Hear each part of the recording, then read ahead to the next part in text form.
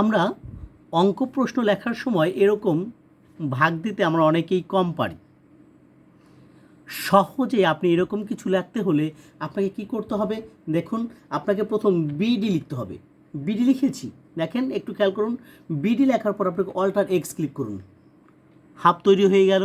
আবার দেখুন বিডি দেন alter x, half তৈরি হয়ে গেল। এখন 1/4 লিখবেন। 1/4 কীভাবে লিখবেন? বি সি দেন অল্টার এক্স। আবার খেয়াল করুন, বি সি দেন অল্টার এক্স হয়ে গেল। এখন 4/3 লিখবেন, 3/4।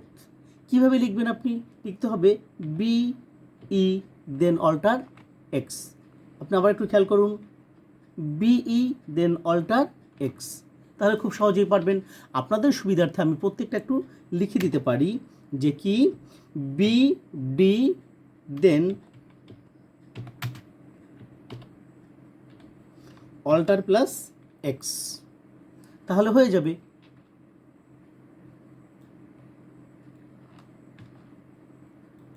এটাই কি করেছি, এটাই লিখবেন আপনি বি সি দেন অল্টার এক্স। আর এটার জন্য কি করবেন? এটার জন্য করবেন বিই দেন অল্টার এক্স। এই তিনটার জন্য তিনটা। খুব সহজেই আপনি তাহলে প্রশ্ন সমাধান করতে পারবেন। ধন্যবাদ।